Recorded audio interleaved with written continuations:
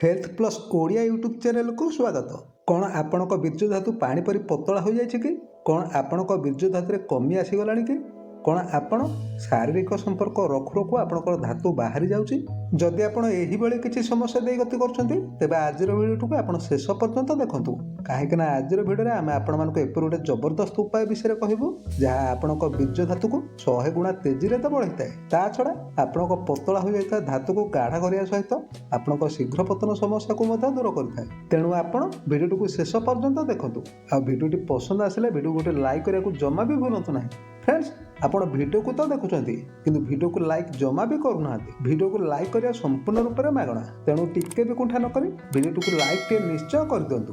तेबे फ्रेंड्स, आज आम आपण मानकु जो उपाय विषय कहू जाउछु से उपाय को करिया पय आपन को जमा भी बेसी खर्च करिया को पड़िबनी। अति बसिरे आपण 5 रु 10 टका खर्च करे ए उपाय को निज घरे बसिके करि परिबे। आ आपन को प्रत्येक समस्या को आपण केवल गोटे मास भितर दूर करि परिबे। ए उपायटी एते शक्तिशाली जे दामिका दामिका खाद्य मते एहार पासंगरे पड़िबनी।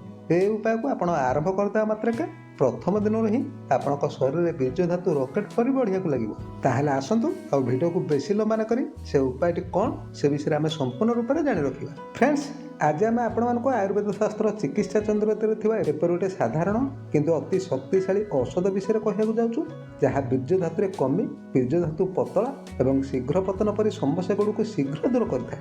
तेबे ए औषध को आपण केमिति बनेबे एवं ए औषध को आपण केमिति खाइबे ताको आपण खूब भल भाबरे बुझी रखंतु। फ्रेंड्स, ए औषध को बनापा आपण को बेसी किछि नुहे, केवल 100 रु 200 ग्राम कइया मंजी एवं 100 रु 200 ग्राम किछि मिश्री ही आवश्यकता पड़ो। कइया मंजी को तो आपण मागणार पाइबे, आउ केवल 5-10 टका दे केवल मिश्री की ही किनिया को पड़ो।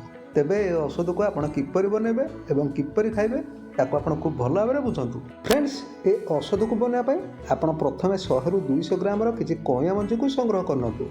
आउ जिते बेले आपण कइया मंजी को संग्रह करनेबे से कइया मंजी को नहीं आपण 4-5 दिन पर्यंत पानी रे बतुरे की छाड़ी दियंतु। 4-5 दिन पर आपण देखिबे पानी रे बतुरिया कारण से मंजी गुडको संपूर्ण रूप में फुली जाइतबो। आउ एहा परे आपण से कइया मंजी चोपा गुडको काढी के अलग कर दंतु।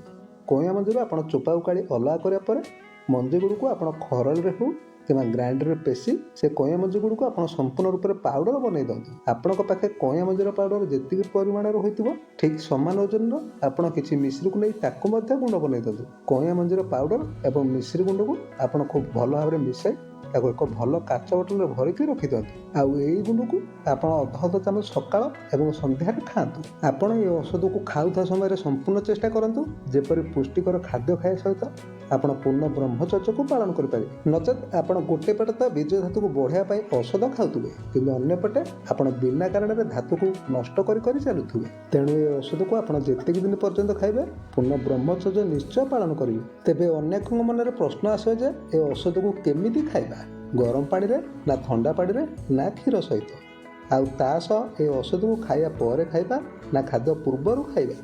गोटे कथा जानि रखंतु, ए औषधटी गोटे आयुर्वेदिक औषध जार कौनसी भी साइड इफेक्ट ना। तेणु आपण को जेमिति आउ जेते बेले सुविधा लागिवो आपण चाहिले खाइ परिबे, किंतु औषध खाइया समय तक आपण केवल पुष्टिकर खाद्य जेमिति कि क्षीर, ताजा दही किंवा बिरी जातीय खाद्य को निश्चय खाइबे। आपण देखिबे आपण केवल ए खाद्य को 40 दिन खाइया पर आपण को प्रत्येक समस्या गुड निश्चय दूर हो जाइथि।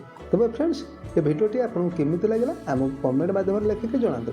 आ एई भली वीडियो जदि आपण आगु देखिया चाहछन्ती ते वीडियो गोटे लाइक एवं चैनल को सब्सक्राइब कर दंतु।